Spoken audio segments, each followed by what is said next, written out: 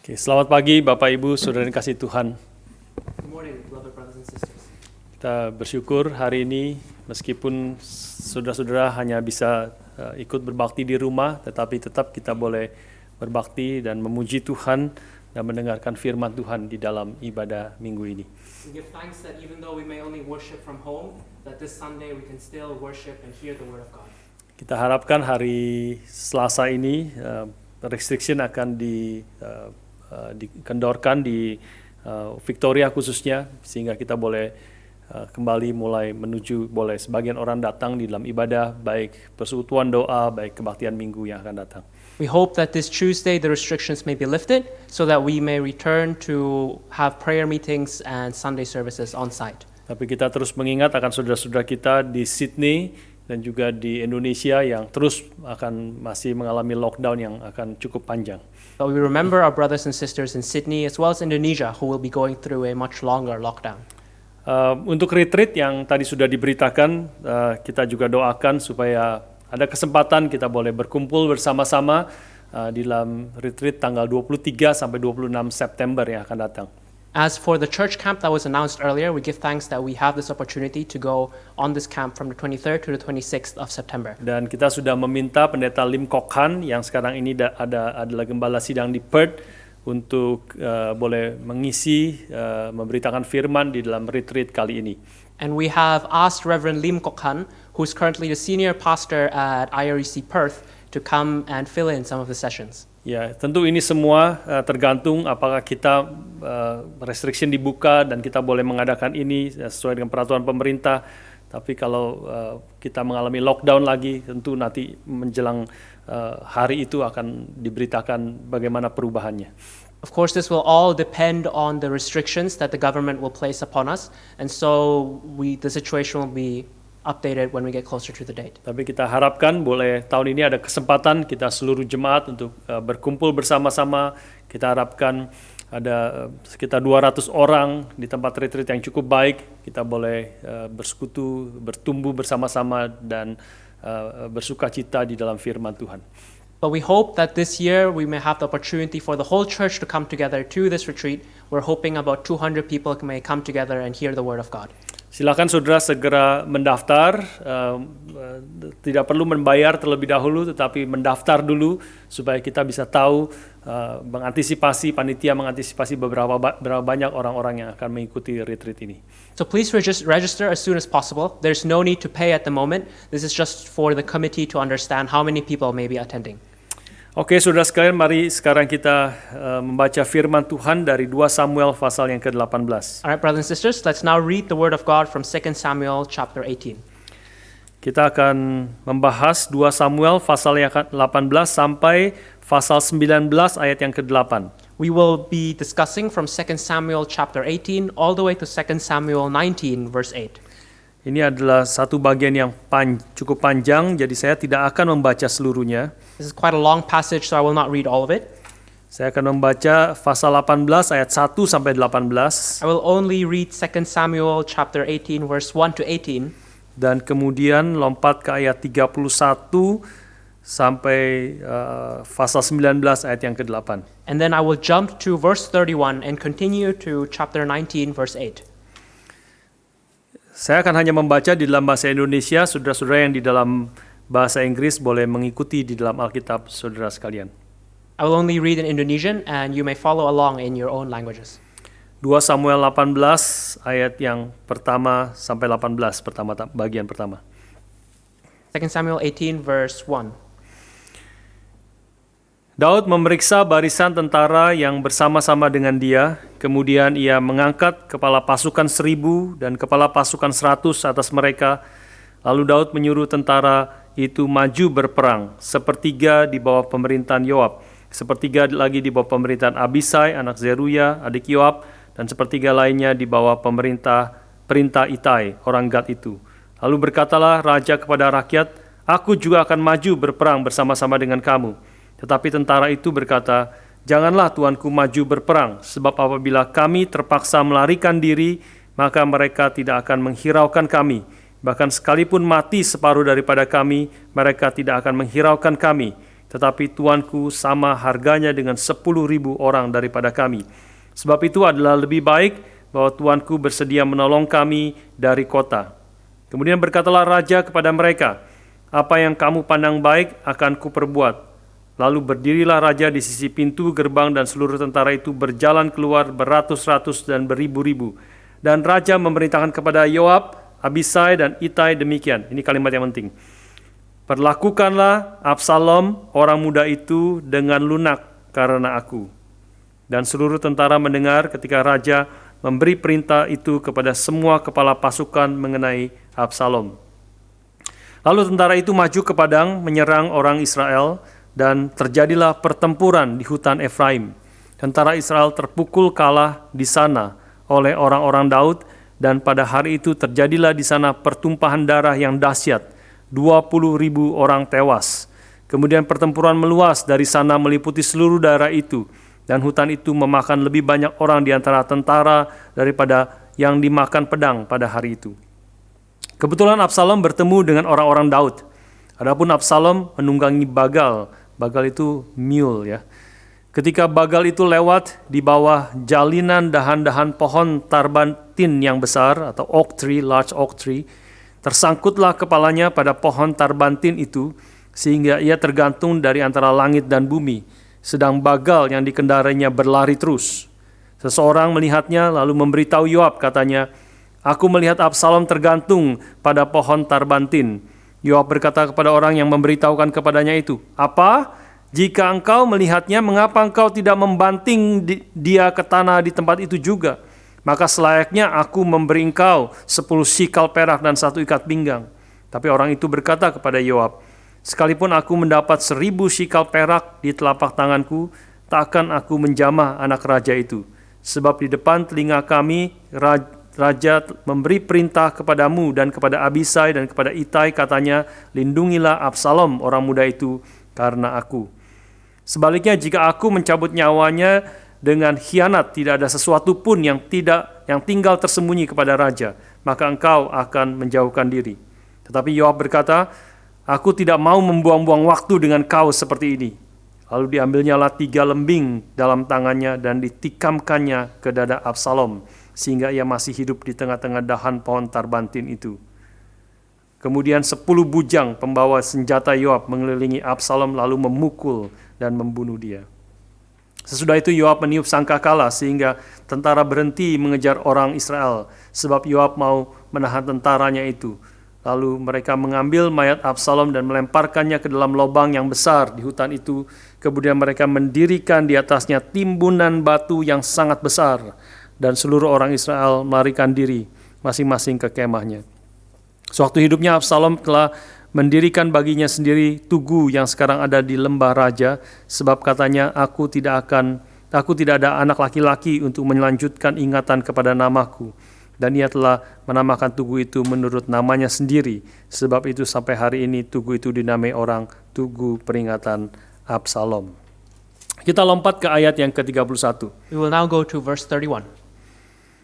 Ayat 31 mengatakan, "Maka datanglah orang Etiopia itu," kata orang Etiopia itu, "Tuanku Raja mendapat kabar yang baik, sebab Tuhan telah memberi keadilan kepadamu pada hari ini, dengan melepaskan tuanku dari tangan semua orang yang bangkit menentang tuanku." Tetapi bertanyalah raja kepada orang Etiopia itu, "Selamatkah Absalom orang muda itu?" Jawab orang Etiopia itu, "Biarlah seperti orang muda itu musuh tuanku raja, dan semua orang yang bangkit menentang tuanku untuk berbuat jahat." Maka terkejutlah raja dan dengan sedih ia naik ke anjung pintu gerbang lalu menangis. Dan beginilah perkataannya sambil berjalan, "Anakku Absalom, anakku, anakku Absalom. Ah, kalau aku mati menggantikan engkau, Absalom, anakku, anakku." Lalu diberitahukanlah kepada Yoab, "Ketahuilah raja menangis dan berkabung karena Absalom." Pada hari itulah kemenangan menjadi perkabungan bagi seluruh tentara. Sebab pada hari itu tentara itu mendengar orang berkata, "Raja bersusah hati karena anaknya." Sebab itu tentara itu masuk ke kota dengan diam-diam pada hari itu, seperti tentara yang kena malu kembali dengan diam-diam karena melarikan diri dari pertempuran. Raja menyelubungi mukanya, dan dengan suara nyaring merataplah raja, "Anakku Absalom, Absalom, anakku, anakku."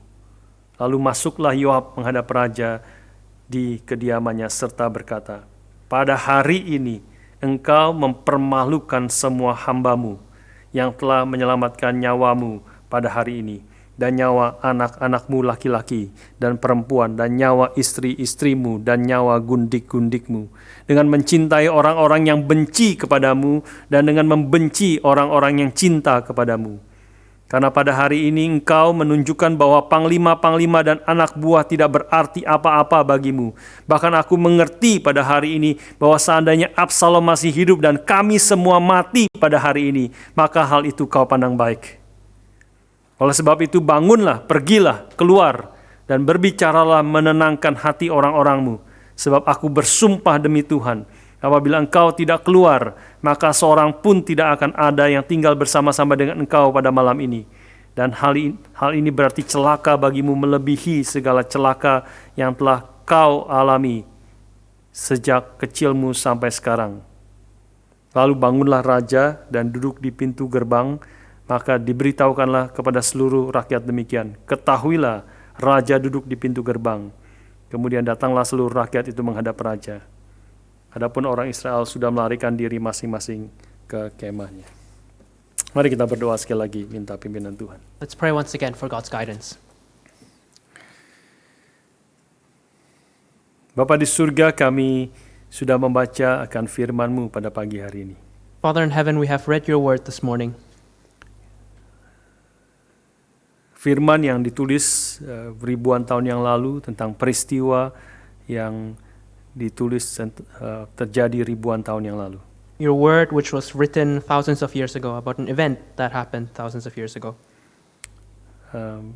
Tapi ini adalah firman yang kekal yang Kau berikan kepada kami. So this is the everlasting word that you give to us. Tapi kami sadar ada banyak hal-hal yang tidak mudah untuk kami mengerti. We realize there are many things that are difficult for us to understand. Karena itu kami memohon Roh-Mu yang kudus yang sudah mewahyukan firman juga memimpin kami pada hari ini. And so we ask that the Holy Spirit who has revealed this word may also lead us this day. Sehingga kami boleh mengerti akan isi hati Tuhan yang Kau ingin nyatakan kepada kami. So that we may understand what you want to reveal to us today. Berbicaralah kepada setiap kami ya Tuhan. May you speak to each and every one of us, Lord. Setiap kami yang khususnya harus mengikuti akan ibadah dan mendengar firman di rumah kami masing-masing. All of us here who have to listen to the word of God in our own homes. Beri kepada kami konsentrasi di dalam waktu 1 jam ke depan untuk kami boleh sungguh-sungguh merenungkan firman-Mu dengan segenap hati dan pikiran kami.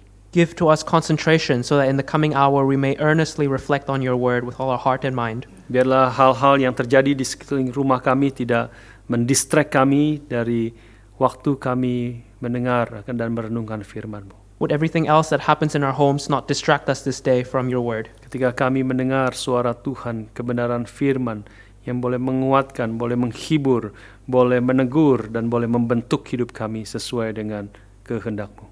When we hear your word, which is powerful to strengthen, to comfort, and to rebuke us. Tuhan berkati hamba-Mu yang memberitakan firman dan Stanley yang menerjemahkan bagi kami semua. Would you bless me who is preaching and the interpreter too? Dalam nama Tuhan kami Yesus Kristus kami bersyukur dan berdoa. In the name of Jesus Christ we pray and give thanks. Amin. Amen. Saudara sekalian, cerita yang cukup panjang yang tadi kita baca tentu sangat menarik sesungguhnya ceritanya. This story is quite long and quite interesting actually. Tetapi sesungguhnya seperti doa tadi saya katakan tidak mudah kita untuk mengertinya. But as I prayed about earlier, it is not easy for us to understand. Bukan tidak mudah mengerti ceritanya, kita ngerti, kita tahu ceritanya itu apa yang sedang terjadi, kita tahu. We know what's happening in the story. Tetapi tidak mudah untuk menangkap apa yang menjadi maksud daripada cerita itu bagi kita. But it's difficult for us to catch what this story is meant to tell us. Khususnya bagaimana kita mengerti akan karakter-karakter yang dinyatakan di situ dan apa yang terjadi sesungguhnya dan bagaimana kita menarik pelajaran yang penting di dalam bagi kehidupan kita. Especially how we are to look at these characters in this event and how we are supposed to take lessons from these characters. Saya percaya ini juga merefleksikan bahwa hidup kita yang penuh dengan kompleksitas di dalam dunia ini. I believe that this reflects the complexity of our lives in this world. Kadang-kadang kita juga bingung untuk mengerti sebenarnya apa yang sedang terjadi di dalam dunia ini dan bagaimana kita mengertinya khususnya dari sudut pandang Tuhan. Sometimes we are confused about what we are to catch from our daily lives here and especially what God is trying to tell us. Karena itu kita perlu sungguh-sungguh datang kepada Tuhan yang berkuasa atas sejarah dan yang sudah juga menyatakan firman-Nya bagi kita pada hari ini. And that is why we must earnestly come before God, the God who also gives us this word this morning. Dan biarlah Roh Kudus memimpin kita untuk boleh mengerti bukan hanya firman Tuhan dan juga mengerti bagaimana kita mengerti akan apa yang sedang terjadi di dalam dunia ini seturut dengan kehendak Tuhan.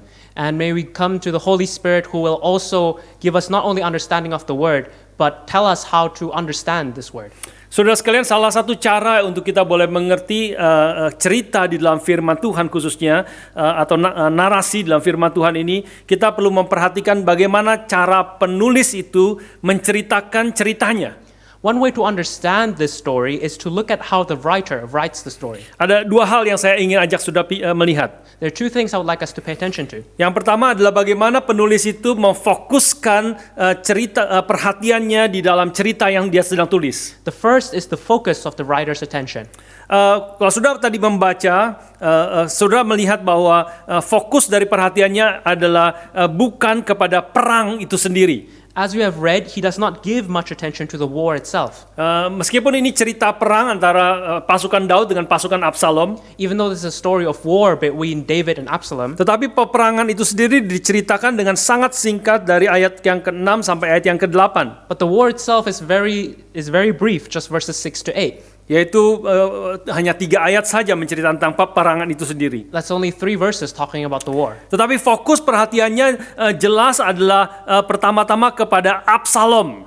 But the first focus is towards Absalom. Apa yang terjadi dengan Absalom What happens to Absalom itu digambarkan dari ayat yang ke-9 sampai 18. is pictured from verse 9 to 18. Itu berarti 10 ayat menceritakan tentang apa yang terjadi secara detail dengan Absalom. That's 10 verses speaking in detail about what happened to Absalom. Dan juga kemudian bagaimana kegelisahan Daud menunggu kabar tentang apa yang terjadi dengan Absalom. As well as David's anxiety as he waits for the news as to what happens to Absalom. Dan kemudian di dalam bagian terakhir adalah bagaimana reaksi Daud atas kematian Absalom. And towards the end, we see David's reaction towards Absalom's death too. Jadi inilah yang menjadi fokus daripada cerita yang dituliskan oleh penulis ini. So this is what becomes the focus of the writer. Dan yang kedua yang kita perlu perhatikan adalah cara penulis menggambarkan akan karakter-karakter di dalam ceritanya. The second thing we must pay attention to is how the writer pictures the characters. Penulis menggambarkan 3 karakter utama di dalam cerita ini. The writer talks about 3 main characters here. Yaitu yang pertama, cerita ini sekali lagi berpusat kepada Absalom. First is Absalom, who is the focus of the writer's attention. Absalom menjadi pusat cerita ini dimulai dengan perkataan Daud di dalam ayat yang ke-5. Absalom is the focus of this chapter, starting from verse 5.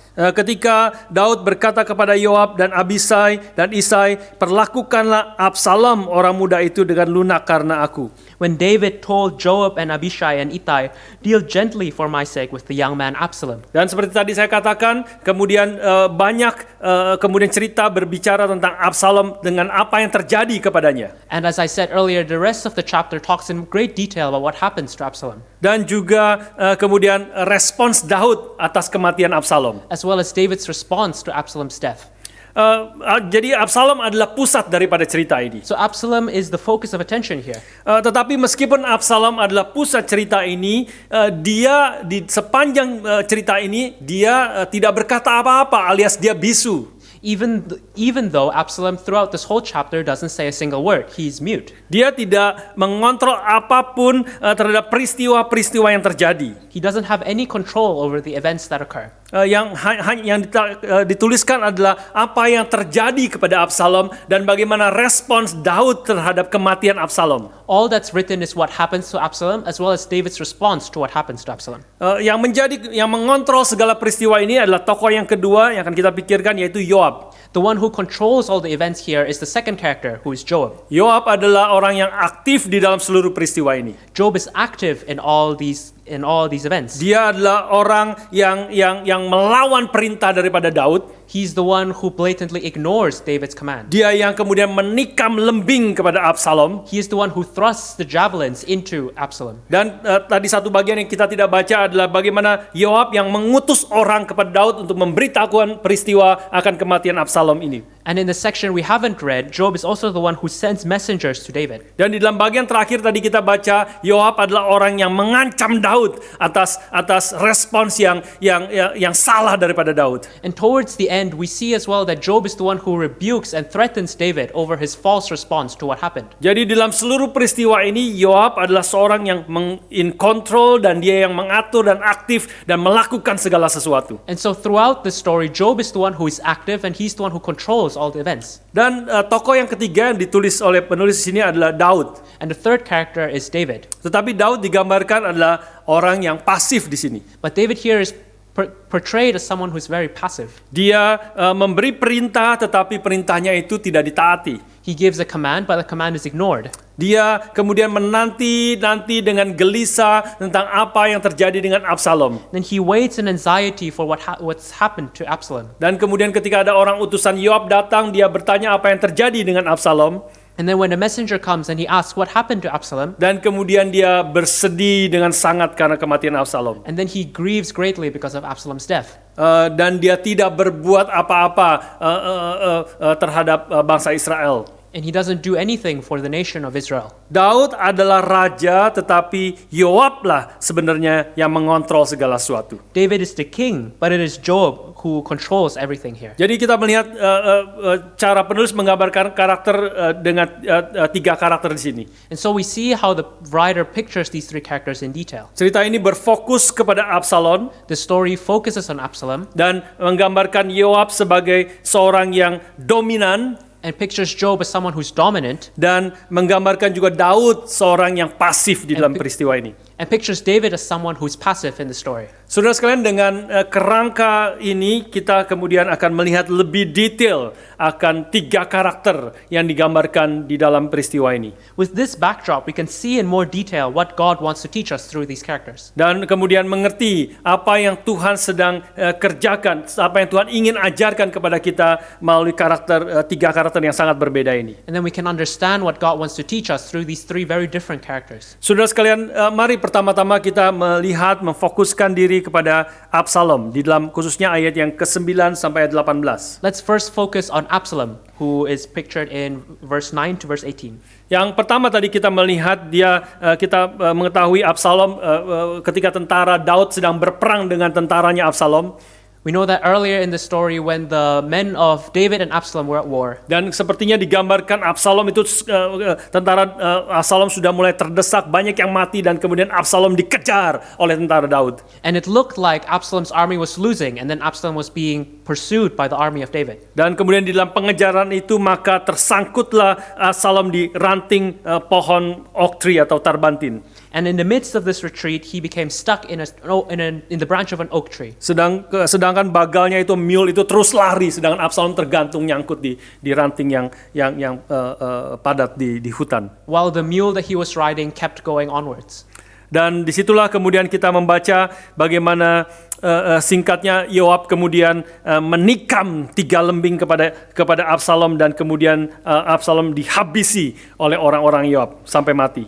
And here we see in short that Absalom was thrust through the heart with 3 javelins from Joab, and then he was killed by Joab's men. Dan kemudian mayatnya dilempar di dalam lubang dan ditimbun dengan batu-batu yang besar.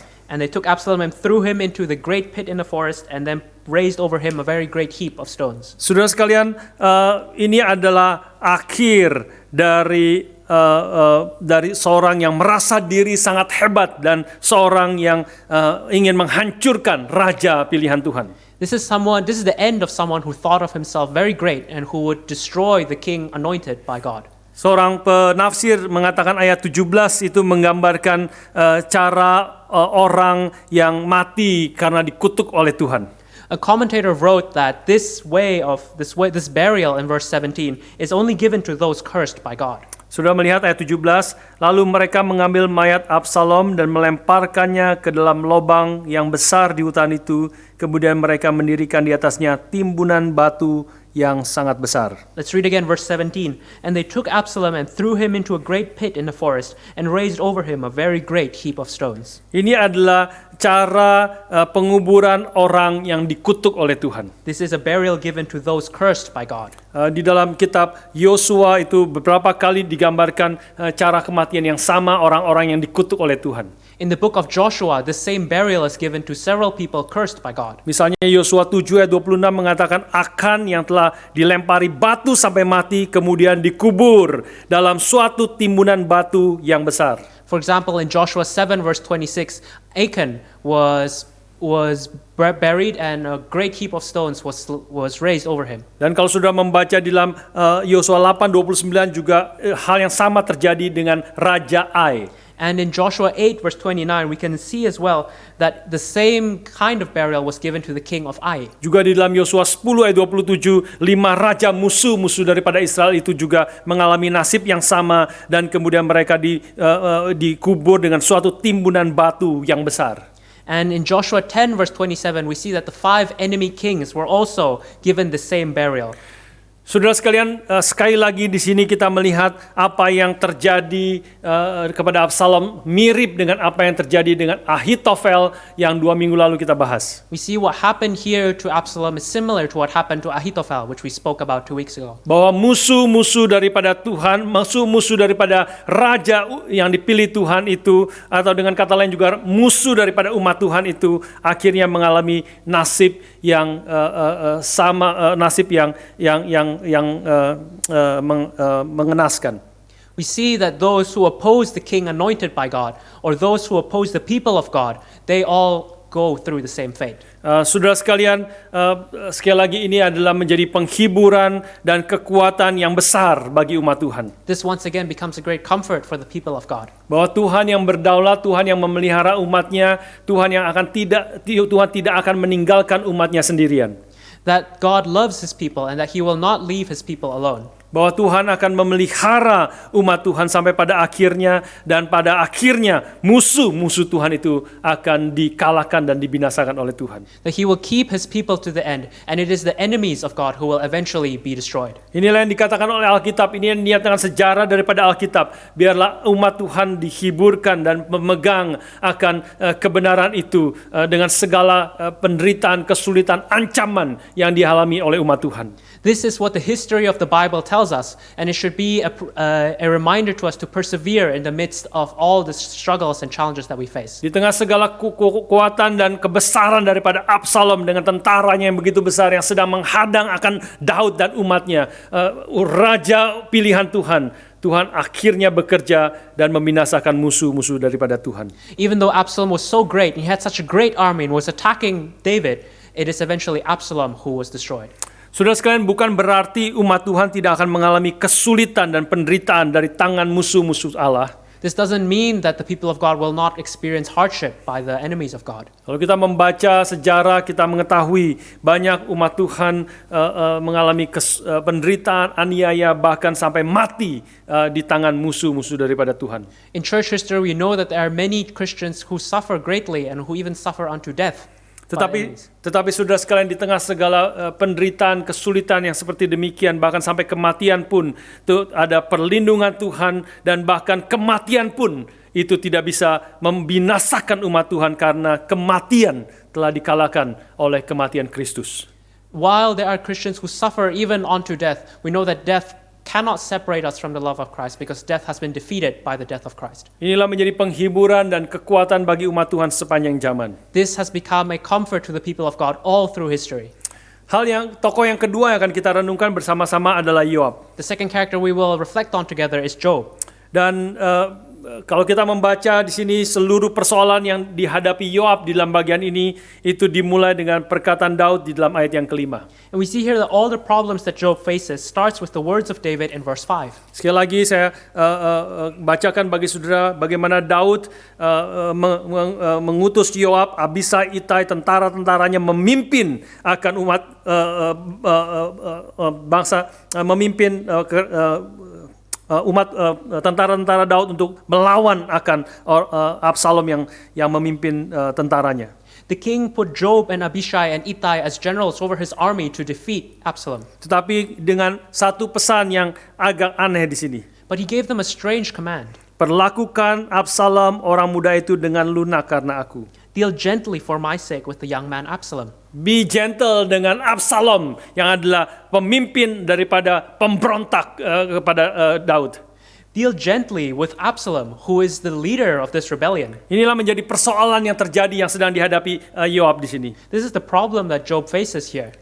Jelas perkataan Daud ini menunjukkan hati Daud yang mendua. This shows that David's heart is torn. Di satu sisi dia mengirim pasukannya untuk berperang melawan tentara-tentara Absalom dan untuk menghadapi Absalom. On one hand, he sent his soldiers to fight a war against Absalom and his men. Tetapi di sisi lain dia mengatakan perlakukan Absalom seperti sedang konseling. But he also asked them to deal with Absalom as if he was only coming for a counseling session. Perlakukanlah baik-baik, be gentle dengan Absalom orang muda ini. Be gentle with my young man Absalom. Seperti Daud tidak mengerti ini adalah perang. Perang berarti kalau engkau tidak membunuh musuhmu, engkau akan dibunuh. As if he didn't understand that this was war, where it was kill or be killed. Bagaimana engkau bisa deal gently dengan Absalom yang ada musuh yang ingin membunuh engkau dan yang ingin membunuh seluruh bangsa tentara daripada Daud. How could you deal gently with Absalom who wants to take your life and the life of your soldiers? Maka Yoab menyadari hal ini dan dia sadar ini sesuatu yang tidak mungkin dilakukan. Job knew that this is something that couldn't be done. Karena itu kalau kita membaca dengan terang-terangan Yoab itu mengabaikan perintah Daud. So because of this, he blatantly ignored this command. Ketika dia mendengar Yoab tergantung di pohon, tersangkut di pohon, maka dia mengambil 3 lembing dan menikamkan hal itu, 3 lembing itu ke dada Absalom. When he heard that Absalom was trapped in an oak tree, he took 3 javelins and thrust them into the heart of Absalom. Dan kemudian memerintahkan orang-orangnya untuk membunuh akan Absalom. Akan Absalom. And then he ordered his men to murder Absalom. Kemungkinan besar Yoab berpikir di dalam hatinya, It was very likely that he thought in his heart bahwa membunuh Absalom adalah sesuatu keniscayaan, sesuatu yang harus dilakukan.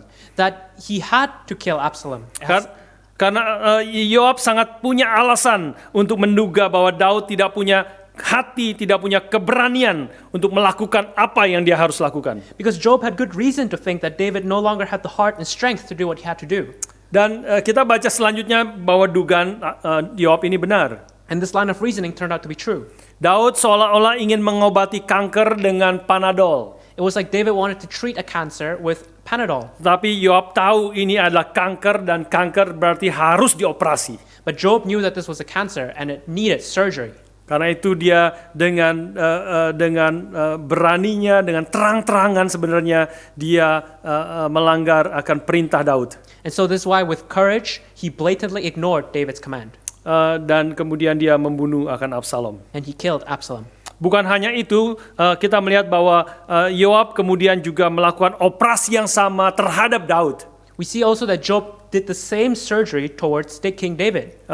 Ketika dia mengatakan ayat yang ke pasal 19 ayat 5 sampai 7 mengatakan kalimat-kalimat yang sangat keras kepada Daud. When he rebuked him harshly in 2 Samuel 19 verse 5 to 7. Kita mengetahui Daud ketika mendengar bahwa Absalom mati, seperti tadi kita baca, dia kemudian bersedih dan dia bersedih karena Absalom. As we have read earlier, David, he grieved greatly because of Absalom's death. Dan kemudian dari situlah Yoab menjadi sangat marah dan dia menghadap Raja Daud dan dia menegur dengan keras dan bahkan mengancam Raja Daud. And because of this, Job was very angry and he harshly rebuked and even threatened the king. Saudara, ini adalah kalimat yang saudara bisa membayangkan seorang bawahan dan menegur akan raja yang pada saat itu raja itu sangat-sangat berkuasa. You can imagine the situation where one of the king's underlings were to threaten the king who has so much power Dan mengatakan kalimat-kalimat seperti ini adalah sesuatu yang sangat mengagetkan. and say these very shocking words. Mari kita baca lagi, melihat lagi bersama-sama ayat 5 sampai 7 pasal 19. Let's read once again 2 Samuel 19 verse 5 to 7. Lalu masuklah Yoab menghadap raja di kediamannya serta berkata, pada hari ini engkau mempermalukan semua hambamu yang telah menyelamatkan nyawamu pada hari ini dan nyawa anak-anakmu laki-laki dan perempuan dan nyawa istrimu dan nyawa gundik-gundikmu. Then Job came into the house to the king and said, you have today covered with shame the faces of all your servants who have this day saved your life and the lives of your sons and your daughters and the lives of your wives and your concubines. Dan khususnya ayat yang ke-6 sangat keras Yoab berkata. And verse 6 is especially harsh here. Dengan mencintai orang-orang yang benci kepadamu dan dengan membenci orang-orang yang cinta kepadamu. Karena pada hari ini engkau menunjukkan bahwa panglima-panglima dan anak buah tidak berarti apa-apa bagimu. Bahkan aku mengerti pada hari ini bahwa seandainya Absalom masih hidup dan kami semua mati pada hari ini, maka hal itu kau pandang baik. Because you love those who hate you and you hate those who love you. For you have made it clear today that commanders and servants are nothing to you.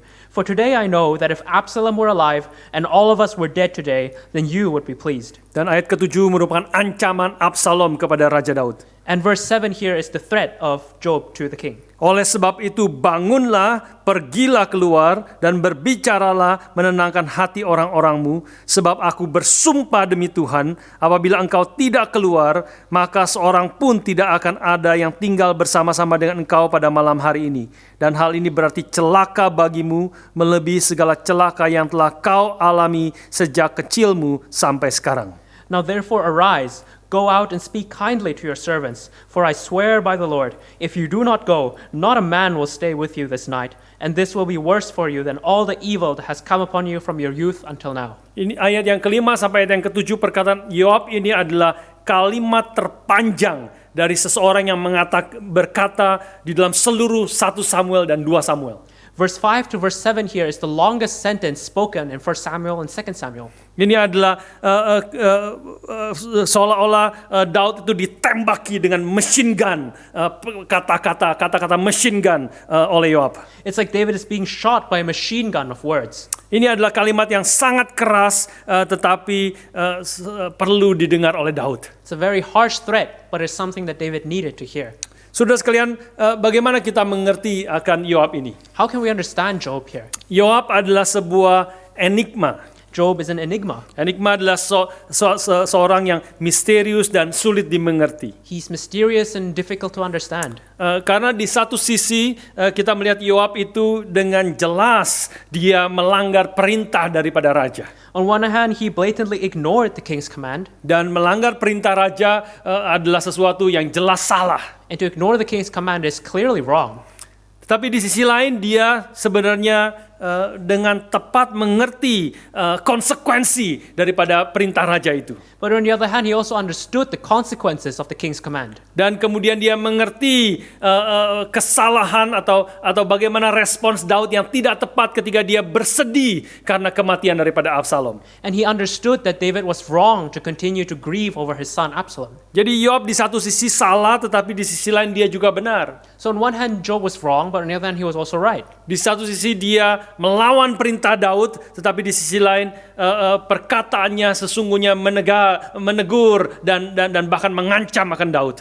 On one hand, he ignored the king's command, but on the other hand, he rebuked and even threatened the king. Saudara sekalian,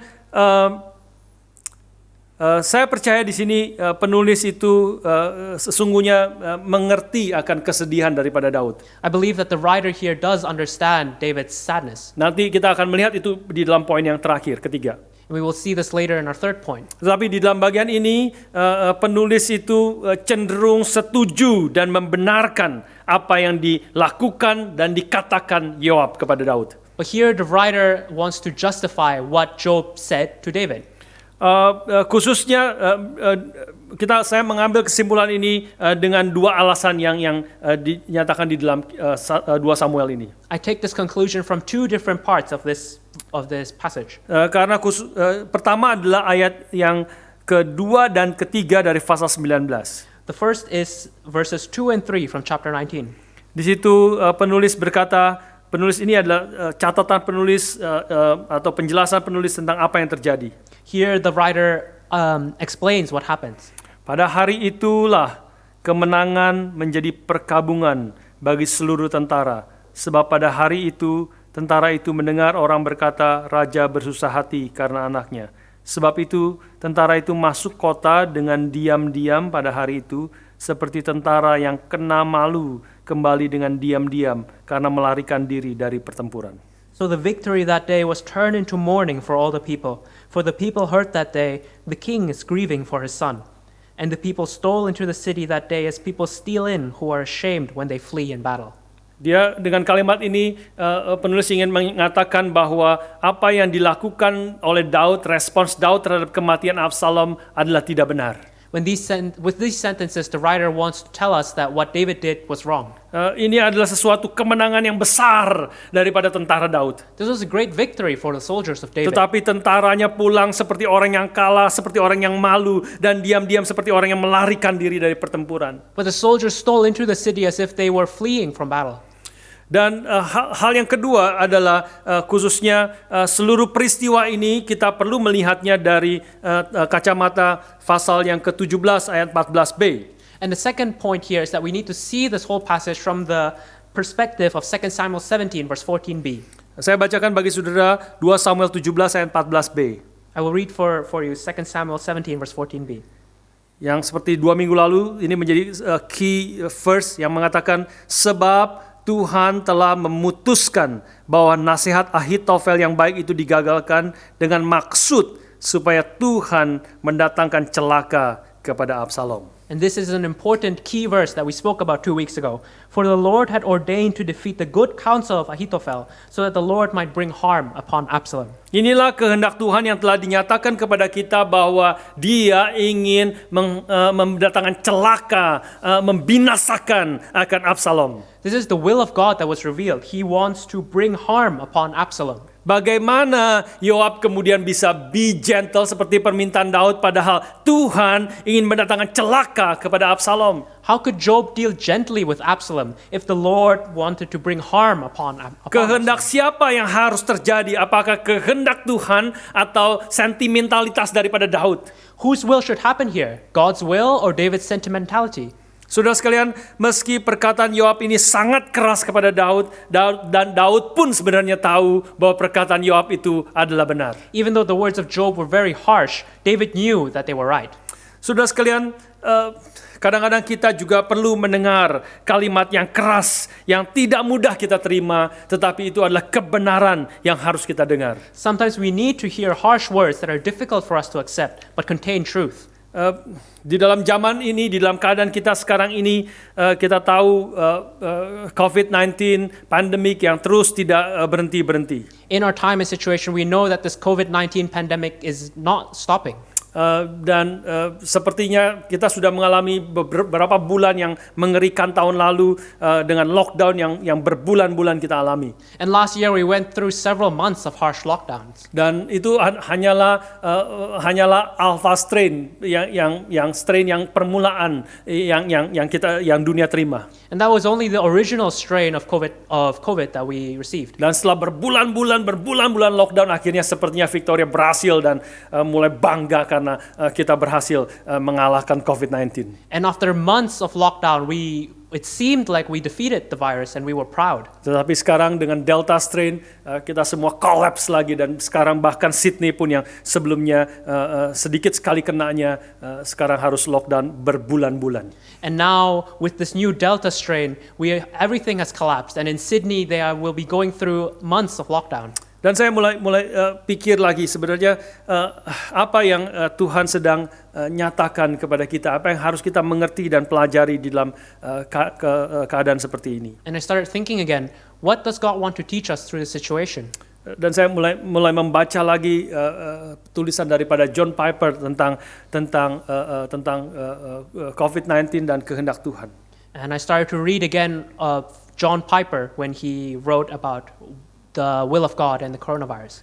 Saudara sekalian, saya sekali lagi encourage saudara boleh membaca dengan lengkap. Saya rasa itu salah satu tulisan yang paling lengkap untuk menggambarkan bagaimana kita harus berespons dengan tepat di dalam pandemik ini. I invite us to read his book. It is a very complete response to how we should see this pandemic. Dan saya hanya mau mengutip poin yang pertama yang saya rasa sangat penting tetapi juga sebenarnya sangat keras untuk diterima oleh kita dan juga oleh bukan hanya orang Kristen tetapi orang-orang di dalam dunia ini. And I will only quote a bit from the beginning, which I believe is very important but very harsh for Christians and for those in the world. Di dalam tulisan itu Christ and Coronavirus, dia bertanya apa yang Tuhan sedang kerjakan melalui pandemik yang menggoncang banyak orang dengan begitu dahsyat. In his book, Christ and Coronavirus, he answers the question, what is God working through this pandemic that has shaken so many people? Dan dia memberikan 6 jawaban, tetapi jawaban yang pertama saya rasa yang sangat penting dan tapi juga sangat keras. And he gave 6 different answers, but his first answer was very important but also very harsh. Dan dia mengatakan kalimat seperti ini. And he said this, God is giving the world in the coronavirus outbreak, as in all other calamities, a physical picture of the moral horror and spiritual ugliness of God belittling sin. Tuhan sedang memberikan dunia melalui virus corona, seperti semua bencana lainnya, satu gambaran fisik tentang kengerian moral dan kerusakan rohani dosa yang meremehkan Tuhan. Sekali lagi pelan-pelan saya bacakan. I will read once again slowly. God is giving the world in the coronavirus outbreak, as in all other calamities, a physical picture of the moral horror and spiritual ugliness of God's belittling sin. Tuhan sedang memberikan dunia melalui virus corona, seperti semua bencana lainnya, satu gambaran fisik tentang kengerian moral dan kerusakan rohani dosa yang meremehkan Tuhan. Ini adalah sebenarnya kalimat yang keras dan sebenarnya tidak mudah diterima. This is difficult to accept for many. Bahkan untuk orang-orang Kristen yang hanya menerima bahwa Allah itu penuh kasih, tetapi lupa bahwa Allah itu adalah Allah yang kudus dan adil. Even for Christians who only accept that God is love, but forget that God is also holy and just. Jawaban ini seperti memberikan kesulitan yang lebih besar, membongkar persoalan yang lebih besar daripada coronavirus yang kau sedang hadapi. It is like this response is opening up even a greater problem with you accepting the coronavirus, with you accepting the pandemic. Bahwa melalui COVID-19 ini Tuhan sedang menyatakan, memberikan gambaran yang nyata bahwa persoalanmu yang lebih besar adalah kejahatanmu dan dosamu di hadapan Tuhan. That God is giving a physical picture that it is not the pandemic, but your sin that is the greater problem. Saudara sekalian, ini adalah kalimat yang berat, yang lebih besar, yang keras, tetapi juga sekali lagi saya rasa ini kita perlukan. This is a harsh response, but I believe this is something we need. Alkitab dengan jelas menyatakan kepada kita bahwa segala kesusahan, penderitaan, sakit penyakit, dan bahkan kematian fisik merupakan hukuman Allah pada dunia yang sudah jatuh di dalam dosa. The Bible clearly tells us that sickness, suffering, even death are God's punishment for a world that has fallen into sin. Kita tahu permulaan Tuhan menciptakan segala sesuatu adalah baik.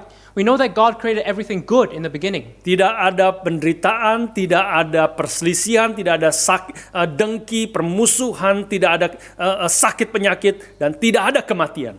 There was no suffering, there was no division, there was no enmity, there was no death even. Segala kesulitan, kerumitan, kesakitan, penderitaan manusia, bahkan kematian itu dimulai di dalam Kejadian pasal yang ketiga. All the suffering and death and enmity was started in Genesis chapter 3. Disitulah ketika manusia melawan Tuhan, tidak menganggap Tuhan sebagai Allah yang harus ditaati seumur hidupnya, yang harus dikasihi, maka manusia mulai jatuh di dalam dosa. There, when man decided that they would not love God with all their hearts, there was sin introduced. Dan disitulah mulai ketakutan ada di dalam hati manusia, mulai permusuhan di antara manusia satu dengan yang lain. And there started to be fear and enmity in the hearts of man. Dan kemudian Tuhan juga menghukum manusia bahwa dengan kesakitan kau akan melahirkan. And God punished man, saying that in suffering, in difficulty will you bring forth man. Dan kemudian kau juga akan dengan sakit, dengan bersusah payah bekerja di tanah untuk menghasilkan rezekimu. And in difficulty will you toil the earth. Engkau akan bersusah payah membanting tulang sampai engkau mati. Itulah hukuman Tuhan karena engkau telah melanggar akan perintah Tuhan. We will work and toil in the earth until you become dust. Saudara sekalian, hal itu terus-menerus dinyatakan di dalam Alkitab. This is continually what is shown to us in the Bible. Roma 8 ayat 20 misalnya mengatakan kepada kita, Romans 8 verse 20, for example, says to us, bahwa karena seluruh makhluk telah ditaklukkan kepada kesia-siaan bukan oleh kehendaknya sendiri, tetapi oleh kehendak Dia, Allah, yang telah menaklukkannya. For the creation was subjected to futility, not willingly, but because of Him, God, who subjected it in hope. Saudara sekalian, dosa telah membuat segala kerumitan, penderitaan, sakit penyakit, dan juga segala malapetaka yang terjadi di dalam dunia ini, dan ultimately tentu adalah kematian itu sendiri. It is sin that has introduced all the suffering and all the sickness and eventually death to this world. Dan inilah hukuman Tuhan akan dosa manusia karena the wages of sin, upah dosa adalah mati. And this is God's punishment to the world, for the wages of sin is death. Saudara sekalian, penderitaan, sakitan kita alami dan bahkan kematian bukan berarti setan tidak berperan di sini. All the suffering and the sickness and the death that we experience because of sin doesn't mean that the devil is not involved. Tetapi kita tahu bahwa setan pun bisa bekerja melakukan segala maksud jahatnya kepada manusia, itu di bawah kontrol daripada Tuhan. But we know that the devil can do his evil deeds only under the control of God. Dan juga bukan berarti orang-orang yang kena virus corona, sesak nafas, kesulitan untuk bernafas dan bahkan sampai mati, itu bukan berarti mereka lebih berdosa daripada orang-orang yang tidak kena COVID-19. And it also doesn't mean that those who are affected by COVID-19 and those who have passed from COVID-19 are more sinful than those who haven't been affected. Poin di sini adalah semua penderitaan, semua kesulitan, segala akibat yang segala bahkan kematian itu yang dialami semua umat manusia itu adalah karena manusia dunia ini sudah jatuh di dalam dosa dan Tuhan menyatakan akan hukumannya kepada manusia. But the point here is that all the suffering and difficulty and death that man goes through is because of God's punishment for the sin of this world. Kemudian John Piper mengatakan, mengapa Allah melakukan hal ini? Then John Piper tries to answer, why does God do this? Mengapa Tuhan menghukum manusia dengan sakit penyakit, dengan segala penderitaan yang kita bisa rasakan alami, padahal kesalahan kita adalah kesalahan melanggar akan perintah Tuhan. Persoalannya adalah karena dosa manusia yang seringkali adalah masalah daripada hati yang melawan Tuhan. Why does God punish us physically when our sins are very, very often about the state of our heart? John Piper mengatakan, saya setuju di sini karena dia mengatakan karena manusia berdosa tidak sadar dan tidak merasakan betapa mengerikannya dosa itu. Because here, as John Piper writes, it is because man doesn't realize and doesn't feel the horrors of sin. Betapa hidup yang tidak mengasihi Tuhan dengan seluruh hati kita itu adalah dosa yang patut menerima murka Tuhan. Because we do not know that a life that doesn't love God with all its heart is sin that is worthy of receiving the wrath of God. Siapa di antara kita yang gelisah dan susah dan tidak bisa tidur karena hari itu kita tidak sungguh-sungguh mengasihi Tuhan dan memuliakan Tuhan dengan segenap hati kita? Who among us grieves and loses sleep at night because that day we didn't glorify and love God with all our hearts? Kadang-kadang orang-orang ateis yang melawan Tuhan, yang membaca Alkitab, Mereka lebih mengerti apa yang dinyatakan oleh Alkitab. Sometimes it's atheists who read the Bible, who understand more what the Bible wants to say. Saya pernah mengutip seorang ateis yang mengatakan dan membaca Alkitab dan mengatakan, siapa ini Yesus Kristus? I've quoted an atheist before who read the Bible and said, "Who is this Jesus?" Siapa orang ini yang hidup 2000 tahun yang lalu yang mengatakan kalimat yang begitu meninggikan dirinya di atas segala sesuatu? Who is this man Jesus who lived 2,000 years ago and said things that lifted himself up above anything else? Siapa orang asing ini yang saya tidak kenal hidup 2000 tahun yang lalu dan kemudian berkata kepada saya, kalau engkau tidak mengasihi aku dengan segenap hatimu, seluruh jiwamu, maka engkau tidak layak mengikut aku.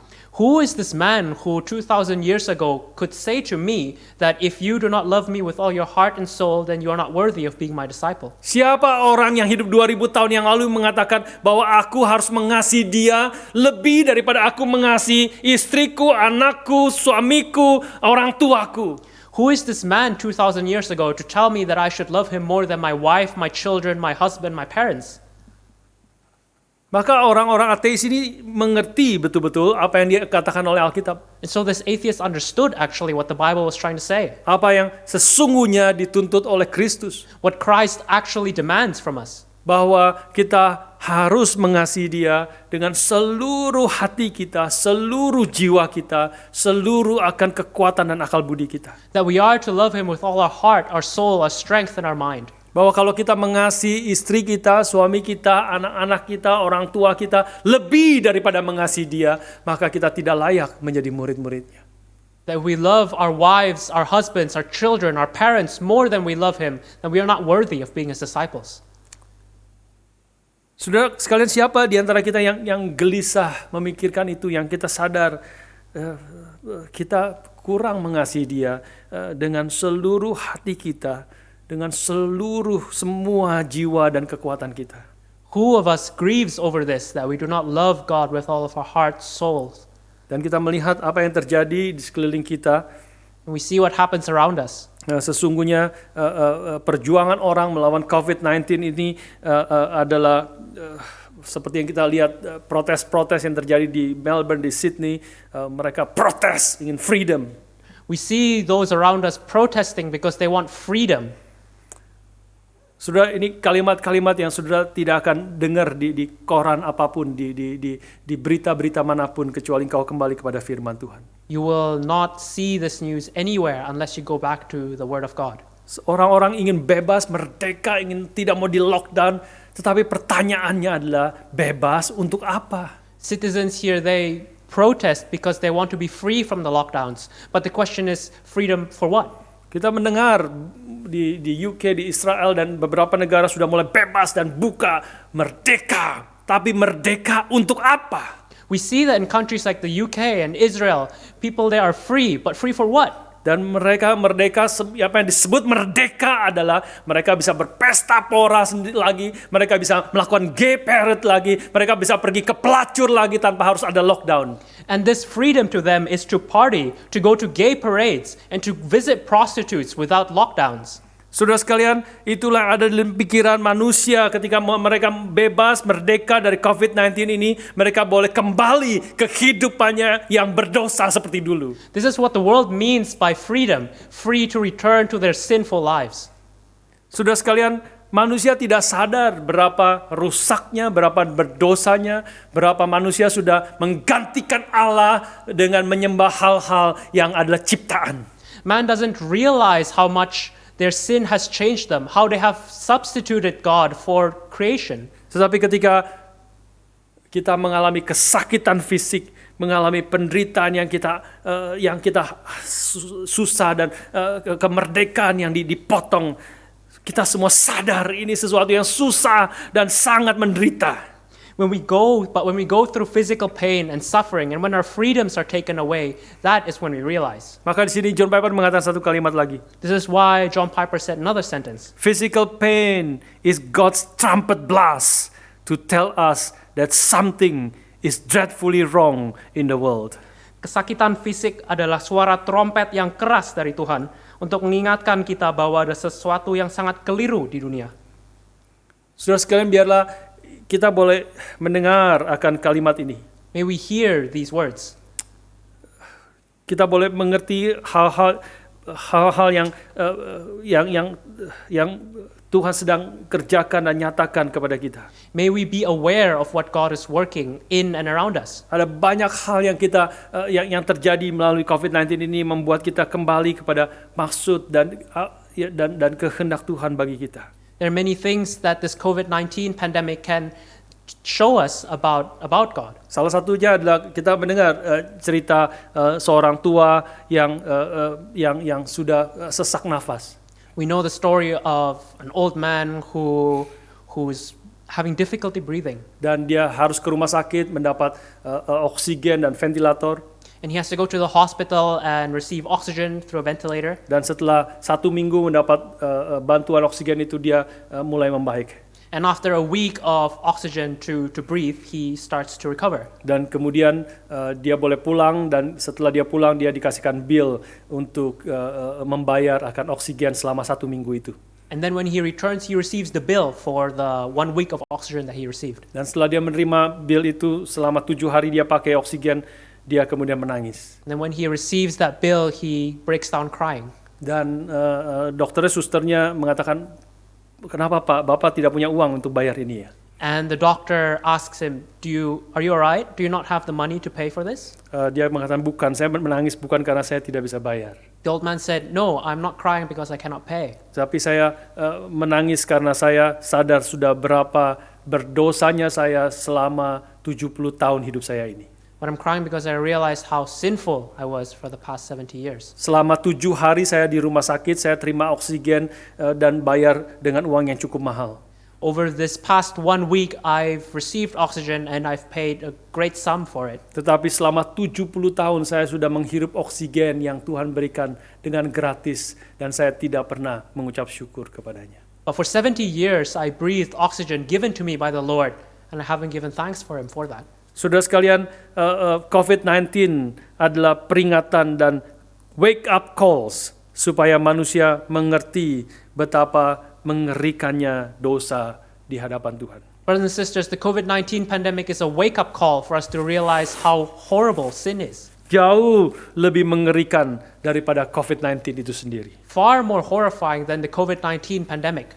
Kita bisa mengerti akan prinsip ini juga karena Yesus Kristus datang ke dalam dunia. We can understand this principle as well because Jesus Christ came to the world. Dan dia adalah orang yang datang mengalami segala kesusahan dan penderitaan fisik bagi kita. And He went through all that physical pain for us. Dia bisa langsung datang ke dalam dunia dan kemudian mati karena kecelakaan atau apapun. He could have come into the world and died of a traffic accident. Tetapi dia sesungguhnya mati dengan mengalami segala penderitaan, aniaya yang begitu mengerikan. But He died under such heavy pain and suffering. Saya mengutip sekali lagi kalimat wawancara daripada pemain Yesus di dalam film The Passion of the Christ itu. A quote from the man who played Jesus in The Passion of the Christ. Ketika dia ditanya oleh seorang reporter, bagaimana komentarmu akan film yang sangat mengerikan, yang sangat penuh dengan darah dan penuh dengan kekerasan ini. When he was asked, what do you think of this movie, which is so full of blood and suffering and pain? Dan dia mengatakan, betul sekali apa yang kau katakan. He said, it is very right what you are saying. Film ini penuh dengan kekerasan, kejahatan, kengerian yang dialami oleh Yesus Kristus. This film is full of the evil and the violence that Jesus went through. Dan itulah dosamu dan dosaku. And that is your sin and my sin. Saudara sekalian, Tuhan memberikan kesakitan, penderitaan, penghukuman ini untuk mengingatkan kita akan problem yang lebih besar di dalam hidup kita. Brothers and sisters, God gives us this pain and suffering and punishment to remind us of the greater problem, which is sin. Biarlah kita boleh mengerti akan hal itu, dan kita juga boleh memberitakan dengan bijaksana dari Tuhan kebenaran ini kepada orang-orang sekeliling kita. May we remember this, and may we with wisdom preach it to those around us. Dan biarlah kita anak-anak Tuhan menyadari sungguh-sungguh betapa mengerikannya dosa, betapa ketika kita sudah melawan Tuhan dalam hidup kita, maka kita melihat secara Tuhan memberikan secara nyata apa yang kita bisa rasakan hal itu melalui penderitaan daripada COVID-19 ini. And may we as God's children realize that this COVID-19 pandemic is a physical manifestation of the horrors of sin. Kita bisa juga melihat prinsip ini dari apa yang dialami oleh Daud di dalam bagian terakhir. You can see this principle also in what David goes through in the end of this passage. Di dalam pasal 18 ayat yang ke-33 kita melihat akan kesedihan daripada Daud. In chapter 18 verse 33 we see the sadness of David. Ketika dia mendengar kakak Absalomnya sudah mati, maka dia menangis dan kemudian berkata, anakku Absalom, anakku Absalom, kalau aku mati, lebih baik aku mati menggantikan kau Absalom, anakku. When he heard the news of Absalom's death, he wept and he said, "Oh, my son Absalom, my son, Absalom, would I had died instead of you, oh Absalom, my son." Dan pasal 19 ayat yang keempat juga menyatakan lagi kesedihan daripada Daud. In verse 19 and chapter 19 verse 4 says again David's grief. Jelas di sini Daud begitu susah hati dan sangat menderita. Here David is clearly going through such suffering. Dan penulis jelas juga ingin kita melihat dan mendengar kesusahan hati Daud. And it's clear that the writer wants us to understand David's grief. Pertanyaannya adalah, But the question is, apa yang membuat Daud bersusah hati? what made David go through such pain? Secara sekilas, dan mungkin itu juga benar, bahwa kita bisa mengerti bahwa Daud itu adalah orang yang mengasihi akan anak-anaknya. At a glance we may understand that this is the grief of a man who loved his son.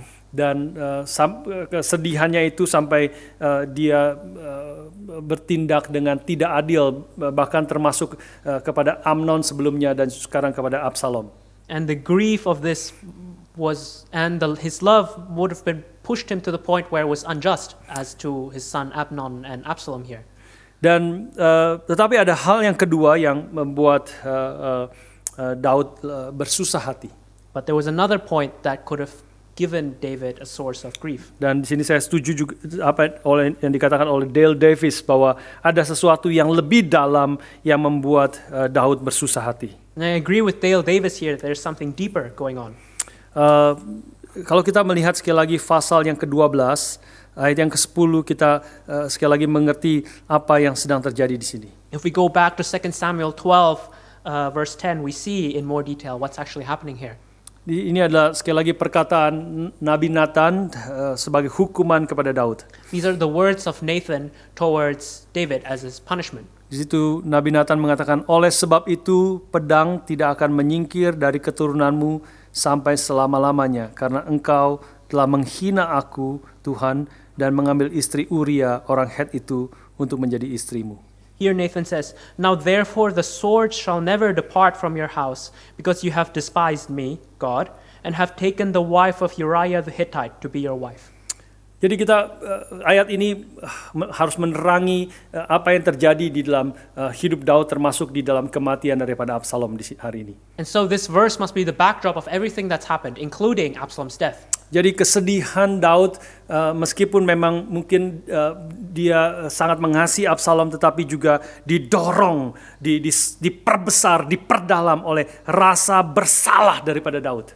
And so even though David must have loved his son Absalom, it's his guilt that must have made his grief much worse. Saudara sekalian, rasa bersalah Daud inilah yang membuat kesedihannya itu semakin berat ketika Absalom mati.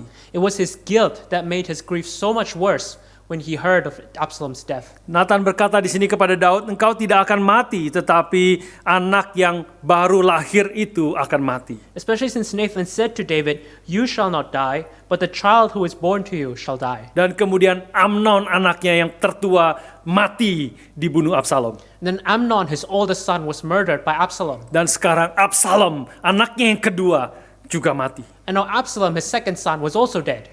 Saudara sekalian, Daud tahu karena dosanya lah pedang tidak akan menyingkir dari keturunannya.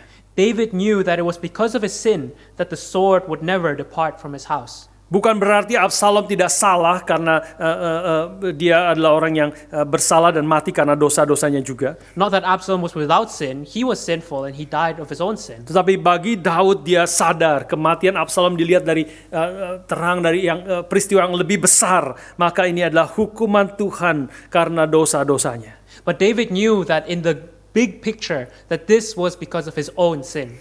Karena itu di sini Daud seolah mengatakan seharusnya aku yang mati, sebaiknya aku saja yang mati, tetapi aku tidak mati, tetapi Absalom mati karena dosa-dosaku. This is why he could say, "Would that I had died instead of you, O Absalom, my son, my son." Disinilah kita melihat bagaimana kesedihan Daud dan sengsara Daud itu adalah diperberat karena dia sadar akan dosa-dosanya. Here we see the grief of David, and his suffering was magnified by his awareness of his own sin. Saudara sekalian, tidak ada jalan keluar bagi Daud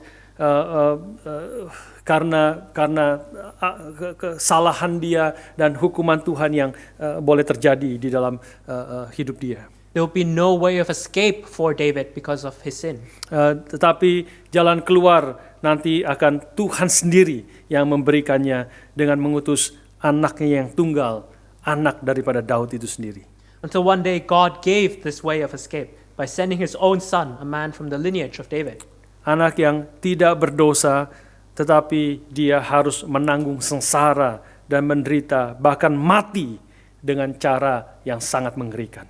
The Son of God who never sinned, but had to bear the pain and suffer unto death, even death on the cross. Karena dia sedang menanggung dosa Daud dan dosa setiap orang yang percaya kepadanya. Because he was bearing the sins of David and the sins of all who would believe in him. Dan ini adalah penghiburan kita yang terbesar. And this is our greatest comfort. Bahkan ini adalah satu-satunya penghiburan menurut Heidelberg Catechism di dalam hidup maupun mati. It's in fact the only comfort that we have according to the Heidelberg Catechism. Bahwa Kristus telah mati bagi dosa-dosaku sehingga aku sekarang adalah bukan milik aku lagi, tetapi aku adalah milik Kristus. That Christ has died for my sin, and therefore I am not my own, but belong with body and soul, both in life and death, to my faithful Savior, Jesus Christ. Karena Kristus Yesus telah mati bagiku, dan dia telah mengasihi aku, meskipun aku telah berdosa melawan dia. Because Jesus Christ has loved me and died for me, even though I have sinned against him.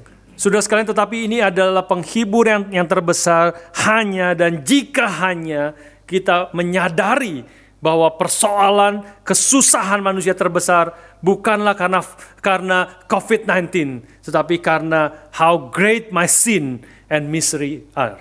But this will only be our great comfort if we realize that the greatest challenge we have is not the COVID-19 pandemic, but how great our sin is. Kalau kita terus berpikir persoalan kita adalah karena kita tidak bebas, persoalan kita adalah COVID-19, maka kita tidak pernah menghargai akan berita firman yang begitu berharga ini. If we do not realize that it is not the lockdown or the pandemic that is our greatest struggle, then we will not understand this word of God. Kalau kita merasa persoalan kita adalah karena kita dihalangi freedomnya, maka kita akan protes melawan supaya kita bebas daripada lockdown ini.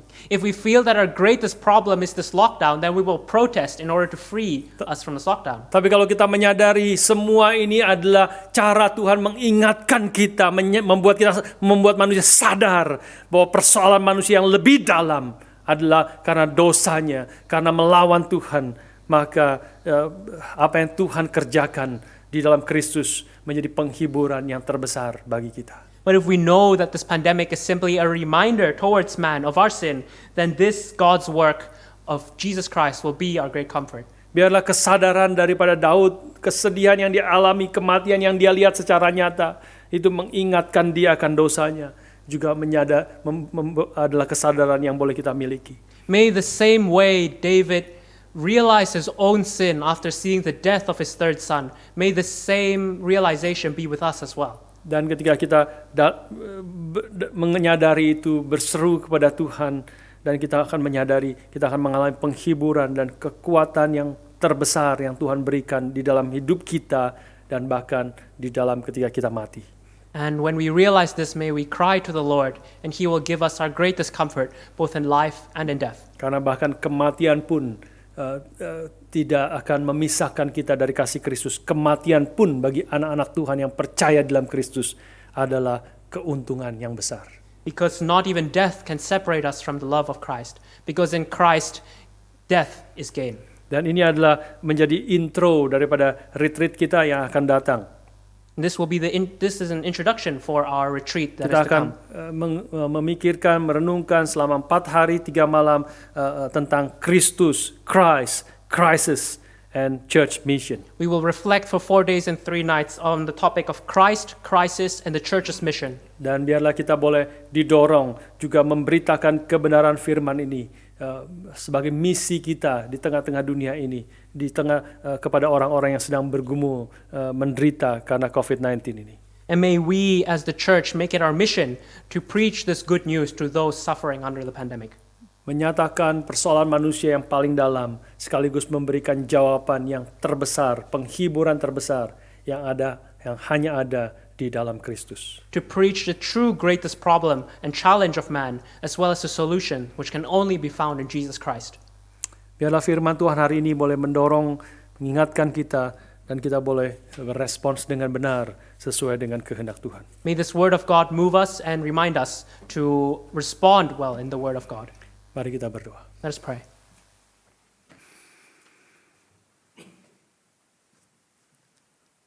I surrender all.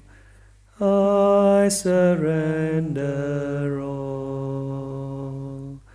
All to Thee, my blessed Savior. I surrender all. Bapa di surga, kami bersyukur sekali lagi untuk hari ini. Father in heaven, we give thanks for this day. Bersyukur untuk kesempatan kami boleh beribadah dan juga mendengarkan akan firman-Mu. We give thanks for this opportunity to worship You and to hear Your word. Biarlah setiap firman yang boleh kami dengar, boleh sungguh-sungguh menuntun akan hidup kami. May each word that we have heard truly lead our lives. Dan firman itu, firman yang telah kami dengar tidak lewat begitu saja di dalam hidup kami. May this word that we have heard not pass us by, tetapi sungguh-sungguh Roh-Mu yang kudus terus mengingatkan kami akan kebenaran firman-Mu. but may Your Holy Spirit continually remind us of Your truth, Sehingga kami menyadari apa yang sedang terjadi di dalam dunia ini. so that we may recognize what is really happening in this world, Dan mengerti apa yang Tuhan sedang kerjakan, yang Kau sedang nyatakan kepada kami umat-Mu dan kepada manusia yang ada dalam dunia ini. and understand what You are working, what You are revealing to us and to those in the world. Tuhan, ajar kami sungguh-sungguh mengerti kengerian akan dosa dan kami berseru lari kepadamu ya Tuhan. Lord, may You make us to realize the horrors of sin and cause us to run to You. Dan Tuhan pimpin kami terus makin mengenal Engkau, makin hidup memuliakan dan mengasihi Tuhan dengan seluruh hati dan jiwa kami. And would You help us to know You more, to love You and to glorify You with all our heart and soul and strength. Tuhan pimpin dan berkati setiap kami anak-anak-Mu. Lord, would You lead and guide us, Your children. Dalam nama Tuhan kami Yesus Kristus kami bersyukur dan berdoa. In the name of Jesus Christ we pray and give thanks. Amin. Amen.